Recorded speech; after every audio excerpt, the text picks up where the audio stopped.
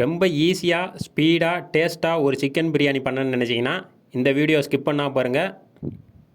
இப்போ பிரியாணி பண்ண ஸ்டார்ட் பண்ணலாம். கொஞ்சமாக எண்ணெய் சேர்த்துக்குறோம். எண்ணெய் பார்த்தீங்கன்னா நம்ம கடலை எண்ணெய் தான் சேர்க்குறோம். எண்ணெய் நல்லா சூடாகி வந்ததும் பட்டை, கிராம்பு, ஏலக்காய், ஒரு ஸ்டார் அனீஸு, பிரியாணியில் இதெல்லாம் சேர்த்து நல்லா பொரிஞ்சு வரணுங்க. இன்றைக்கி 1 கிலோ கறியை வச்சு நம்ம பார்த்தீங்கன்னா 1/2 கிலோ ரைஸு 3 பேர் நல்லா சாப்பிட்லாம். அந்த மாதிரி ஒரு சூப்பரான பிரியாணி தான் ஒன்று பண்ண போகிறோம். 3 பெரிய வெங்காயம் மீடியம் சைஸில் நல்லா கட் பண்ணி ஸ்லைஸாக வச்சுருக்கோம். அதை சேர்த்து நல்லா வதக்கிடலாம். 10 முந்திரி சேர்த்துருக்கோம். சேர்த்துட்டு நல்லா வதக்குவோம். எப்பயும் போல் வெங்காயம் பார்த்திங்கன்னா நல்லா கோல்டன் ப்ரௌன் கலருக்கு நல்லா வதங்கி வரணும். அதுக்குள்ளே அரிசியை ஊற போட்டுடலாம். அரிசியை நல்லா ஒரு 3லேருந்து ஒரு 4 தடவை நல்லா கழுவிட்டு நம்ம அப்படியே விட்டுறலாம். இப்போ போய் நம்ம வெங்காயத்தை பார்ப்போம். வெங்காயம்லாம் நல்லா வதங்கி வந்திருக்கு. கொத்தமல்லியும் புதினாவும் இந்த டயத்தில் இறக்கி விட்டு நல்லா வதக்கணும் போது அது நல்லா ஆயிலே நல்லா கலந்துருக்கும் போது நல்லா வாசம் பார்த்திங்கன்னா சும்மா கமகமன்னு வருங்க. இப்போது நல்லா வதங்கி வந்தோடனே நம்ம மிளகாய் பொடி சேர்த்துக்கலாம். அதிகமாக சேர்த்துடக்கூடாது.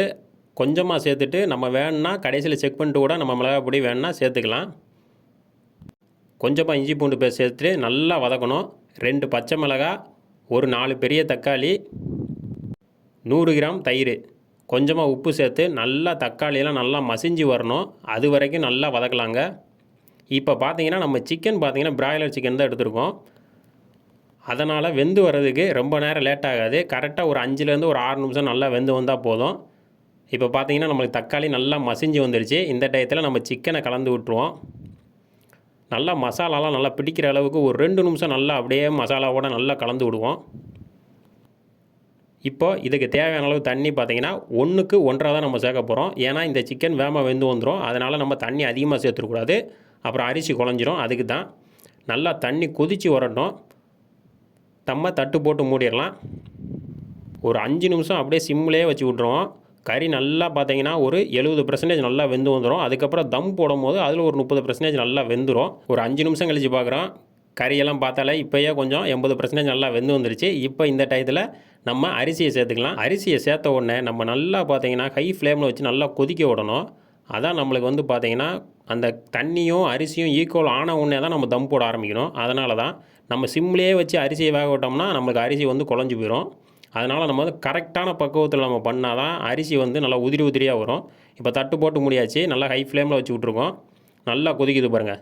நல்லா இந்த மாதிரி நல்லா கொதிக்க விட்டு தண்ணி வற்றணும். நல்லா பார்த்தீங்கன்னா ரெண்டும் ஈக்குவலாக வந்துருச்சு.